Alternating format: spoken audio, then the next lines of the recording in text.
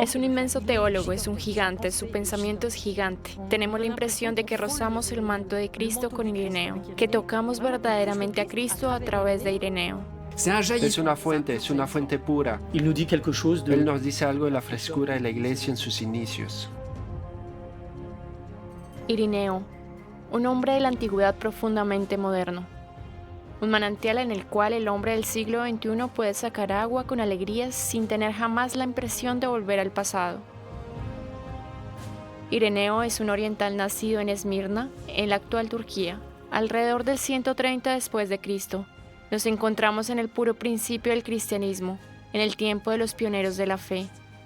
Ireneo tiene por maestro a un cierto Policarpo, el mismo discípulo de San Juan Evangelista. Podríamos casi afirmar que Ireneo es el nieto del apóstol San Juan y lo es sin duda alguna espiritualmente.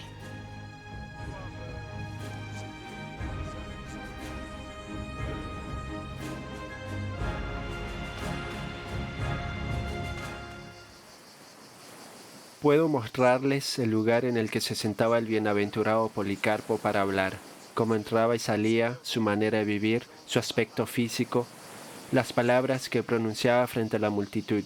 Me acuerdo de lo que decía con respecto a Juan y de aquellos que habían conocido al Señor. Sus palabras, por la misericordia de Dios, llegaron hasta mí. Las escuché con esmero y las anoté, no sobre papel, sino en mi corazón. Y siempre por la gracia de Dios, las rumié con amor.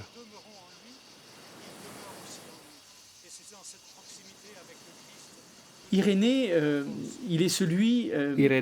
es quien nos transmitió lo que será llamada la regla de la fe. La regla de la fe es la primera síntesis de lo que se llamará más tarde nuestro credo. Estas afirmaciones de la fe están al servicio de la transmisión y de la transmisión de un acontecimiento. Y este acontecimiento es el acontecimiento de Jesucristo. Este es el sentido fundamental para él de la tradición.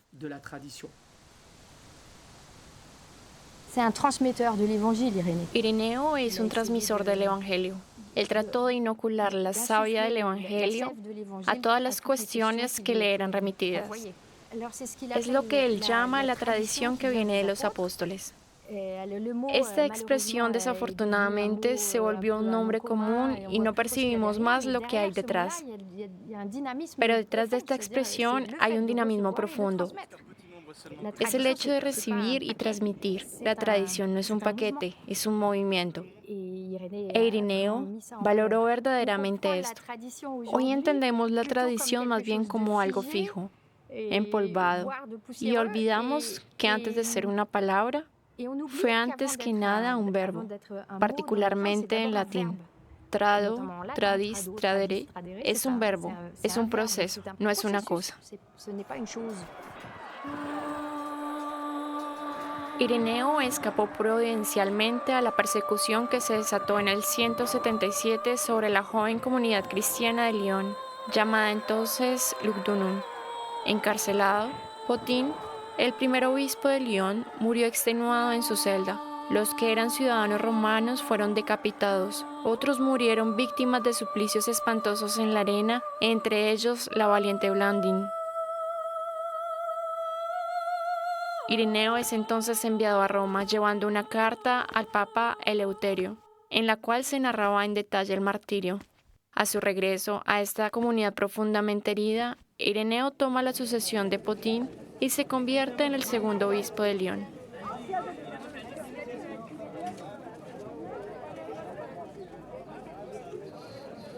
La violenta ira de los paganos contra los cristianos, todo lo que soportaron los bienaventurados mártires, no somos capaces de expresarlo. Abucheados, azotados, arrastrados, despojados, lapidados, secuestrados, fueron víctimas de todo lo que un populacho iracundo les quiso infligir a adversarios y enemigos.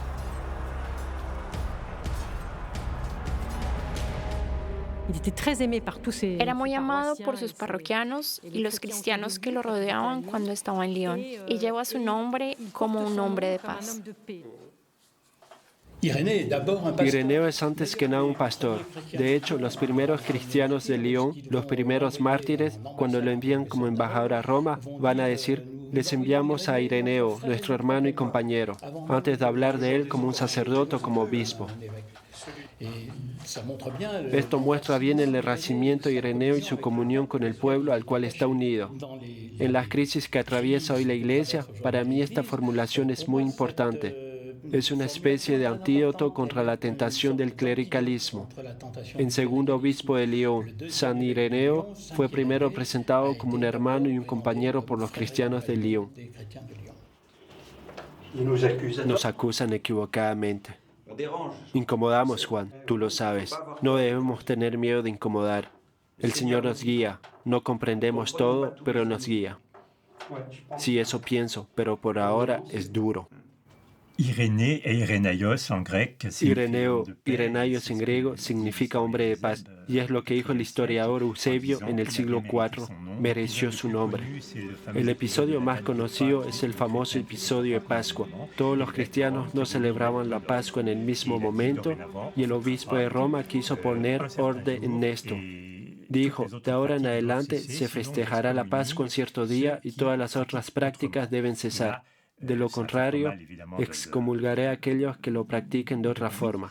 Esto generó mucho ruido e Ireneo intervino explicando al obispo de Roma que no se podía actuar de esa manera, que había un verdadero riesgo de cisma a causa de este asunto en su época. Él permitió que la Iglesia de Roma pudiera vivir en buena armonía con las iglesias de Asia que tenían una costumbre diferente.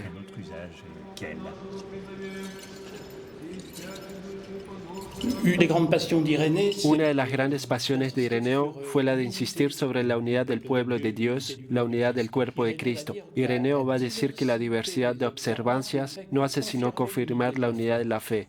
Se puede constatar esta pasión de Ireneo que combate toda tentativa de uniformizar, de querer que todo el mundo tenga el mismo camino, el mismo pensamiento.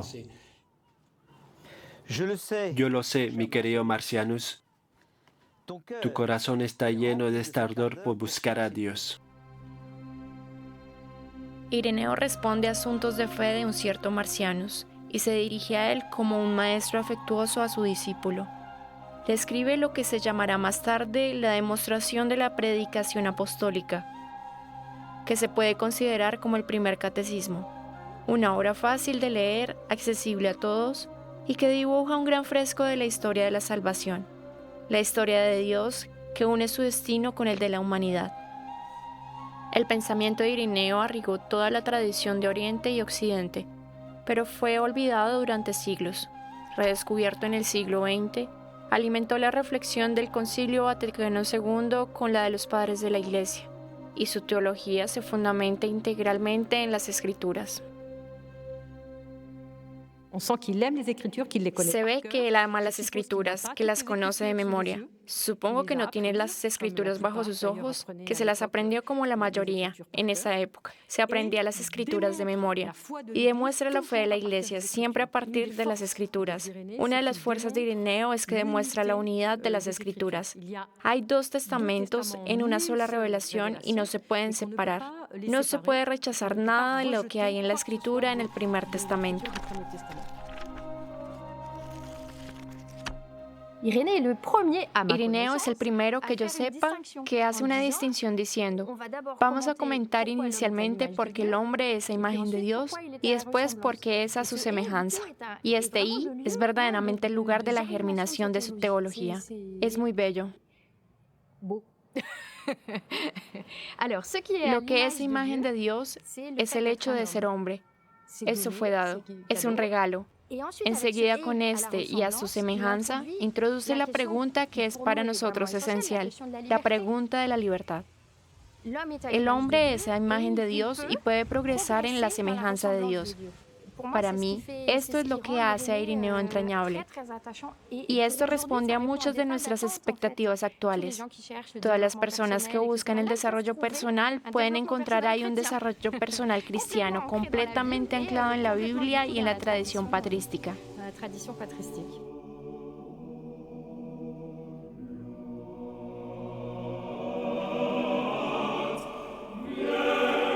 Es verdad que en la Iglesia Ortodoxa es un asunto que nos es muy querido. Se habla muy poco de santificación, hablamos más bien de divinización. ¿Y por qué es más fuerte como término para nosotros? Porque, discúlpenme, voy a usar un término un poco familiar. Nos pega a Dios. Vamos hacia Dios y no nos separamos más de Él. Nos acercamos de Él y nos pegamos a Él.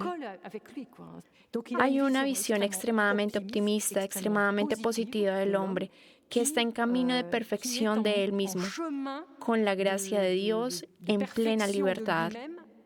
Y esta libertad fundamental es muy profunda y atañe mucho al hombre de hoy.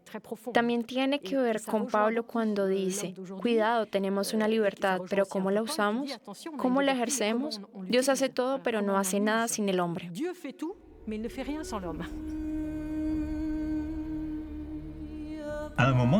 En un momento cita Mateo en una palabra que Jesús dice, Jerusalén, la que mata a los profetas, ¿cuántas veces he querido reunir a tus hijos y no habéis querido? Ireneo se va diciendo, vieron y no habéis querido.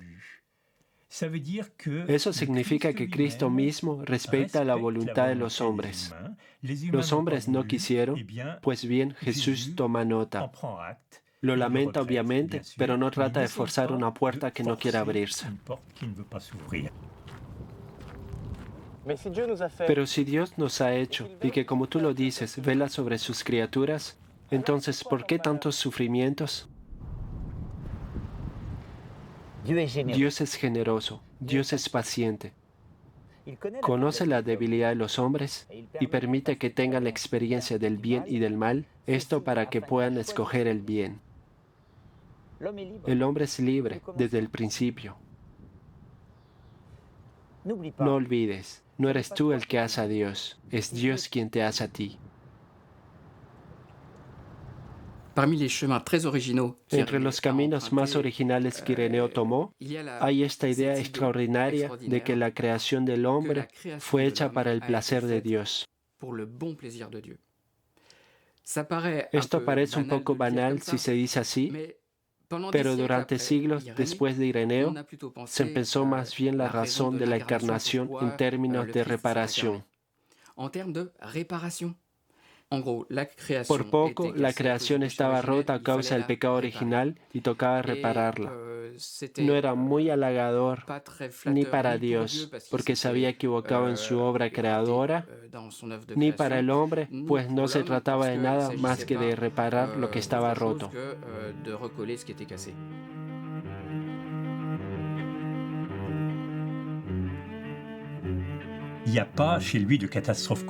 No hay para él catástrofe cósmica que se denominaría pecado original. Por supuesto, él habla del pecado de Adán y de sus consecuencias universales. Él no niega eso en absoluto, pero es como un accidente en el crecimiento, y lo que es muy bonito es que él tiene verdaderamente esta visión de la humanidad en desarrollo desde su origen. Es la imagen que él da en su catequesis. La humanidad ha sido creada en estado de infancia y un niño comete errores, se equivoca, puede cometer el mal, pero su desarrollo le permitirá salir poco a poco de este mal, del engranaje del mal, y es también un asunto de libertad para Ireneo, porque leyó bien a Pablo, quien habla de la esclavitud del pecado. Efectivamente, estamos lejos de todas estas técnicas donde finalmente el hombre se salvaría a partir de sí mismo,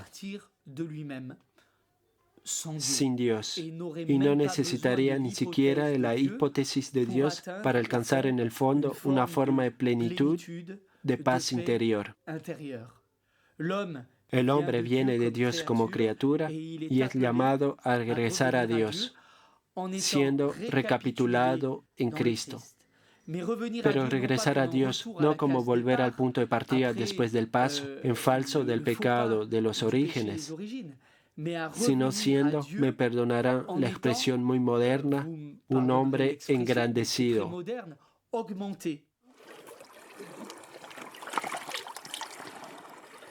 La gloria de Dios es el hombre vivo y la vida del hombre es la visión de Dios. Hay que ver que para los ancianos La visión no venía del exterior, sino del interior. Es decir, que no se trataba de ser transformado por Dios desde el exterior, sino que se trataba de verdaderamente ser transformado desde el interior por Dios mismo.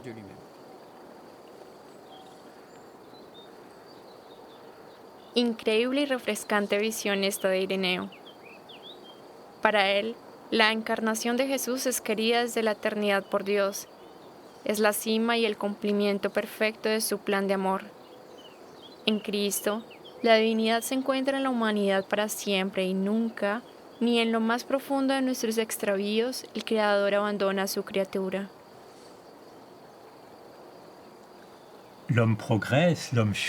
El hombre progresa, el hombre camina hacia su realización en Cristo, que es un poco el punto omega tan querido para Teilhard. Es verdad que a veces comparamos a Ireneo y Teilhard de Chardin en el fenómeno humano. Teilhard muestra esta progresión constante, la evolución de la humanidad desde el estado de infancia.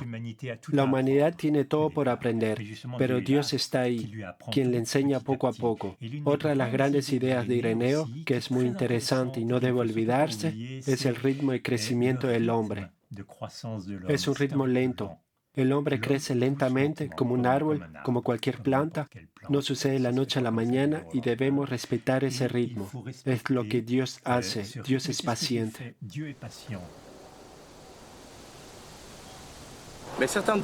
Algunos dicen que solo unos cuantos conocerán la vida eterna. Y tú, Ireneo, ¿crees tú que el mundo puede ser salvado? Este mundo que nos rodea, los animales, el cielo, las estrellas, todo el cosmos entero. Isaías profetizó, serán vecinos el lobo y el cordero, y el leopardo se echará con el cabrito. Todo esto sucederá para los animales y para el cosmos en el momento de la resurrección. Toda criatura, según la voluntad de Dios, crecerá y alcanzará su plenitud. Esa herida que es la muerte, Dios la sanará. Finalmente, Ireneo no propone ni un sistema de pensamiento, ni una ideología, sino una forma de teología integral que abarca el cosmos entero y toda la historia de los hombres. En esta teología integral, Ireneo desarrolló entre los padres de la Iglesia algo que le es particular y único, y que ha sido llamado la recapitulación.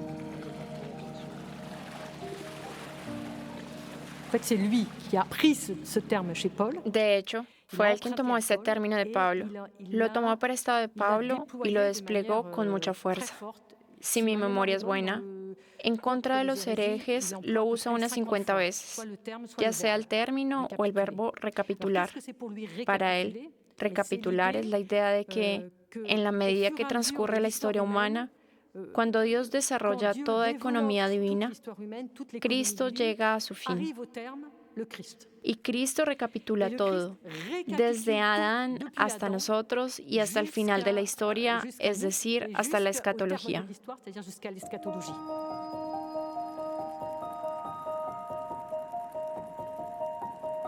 Pour Irénée, la création, elle n'est jamais terminée. Para Ireneo, la creación nunca está acabada.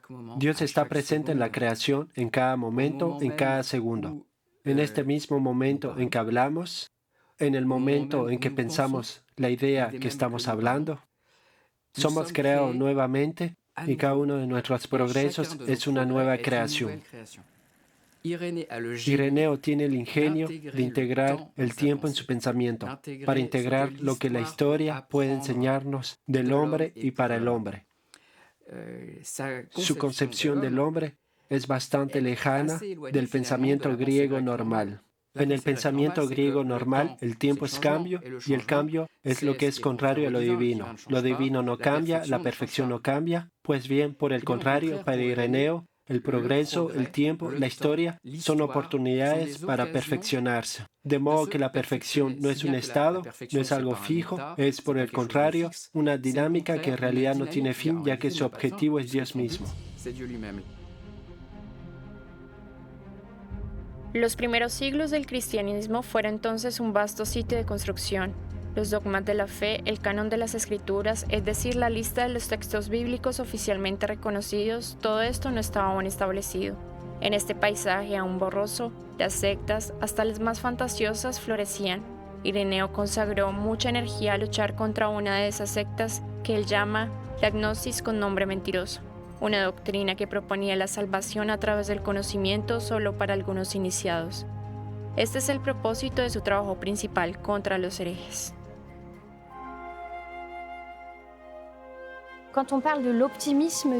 Cuando se habla del optimismo de Ireneo, yo lo sitúo aquí. Es una visión que no es dualista porque el hombre en su totalidad es la imagen de Dios. No distinguimos entre un alma toda hermosa, toda pura, toda aislada y un cuerpo que sería pesado. Él no tiene esta visión en lo absoluto. Los agnósticos eran completamente dualistas. Tenían una concepción de Dios completamente etérea, lo más inaccesible posible para que solo una pequeña élite pudiera acercársele, separando, evidentemente, a aquellos que no valían la pena. Tantos criterios que de hecho son antievangélicos.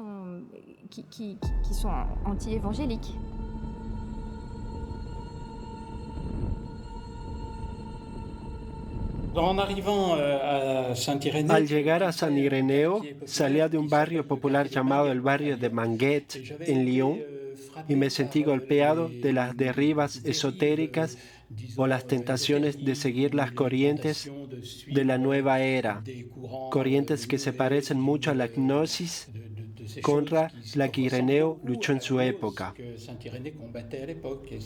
Esto me llevó a profundizar en este asunto, a ver cómo Ireneo, en su lucha, se acercaba a problemáticas actuales. Hoy, en mi opinión, estas tentaciones están siempre permanentes, de buscar explicaciones complementarias, de no conformarse con la revelación y de creer que Dios siempre necesita agregar algo a la primera revelación que nos ha sido dada en Jesucristo. Uno podría imaginar hoy que Jesús es una especie de Superman que tiene poderes excepcionales, que sabía todo antes de que le sucediera. Todavía hay cristianos hoy que están tentados por esta problemática y que tienen grandes dificultades para integrar plenamente la humanidad de Jesús. Nadie debe imaginar que hay otro Dios Padre que aquel que nos creó. Eso es lo que piensan los herejes. Desprecian al Dios que existe para construir un Dios que no existe. Muchas personas se han dejado engañar por el error y se han alejado de la verdad. Incluso en su combate contra los agnósticos, Ireneo sigue siendo un hombre de paz. Mientras intenta demostrar la falsedad de su doctrina, Ireneo muestra su preocupación por reunir.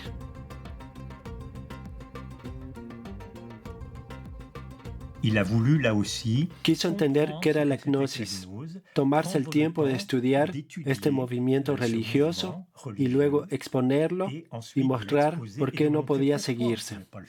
Nuevamente, esta es otra forma de respetar al oponente. No arrancó inmediatamente con la excomunión en la boca, sino diciendo, no se debe pensar así, están equivocados. Dejó expuesta esa doctrina, a veces se burlaba un poco porque no le faltaba algo de humor, pero verdaderamente tomó el tiempo de explicar las cosas y de paso se puede pensar que trajo de vuelta la unidad al evitar que un cierto número de cristianos se fuera.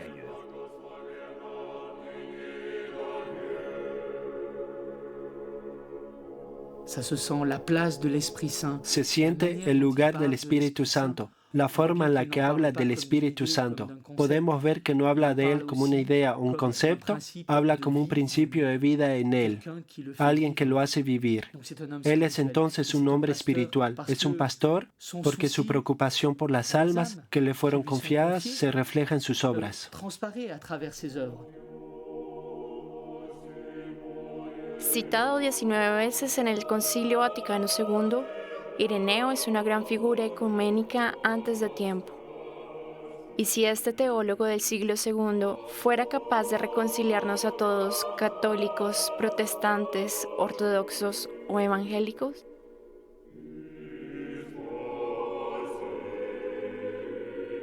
Ireneo en el siglo II está allí antes de todos los concilios, por lo tanto, antes de una dogmatización del pensamiento cristiano. Y ningún concilio era en contra de Ireneo. Todos los concilios confirmarán el pensamiento y la teología de Ireneo de León.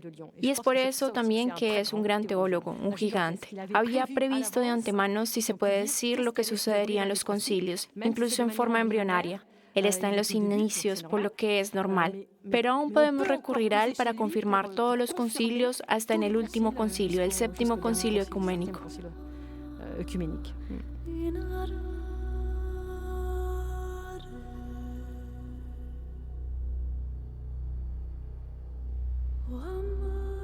Querido amigo, esta es la predicación de la verdad, es el camino de la vida. Este camino debe mantenerse con el mayor cuidado posible.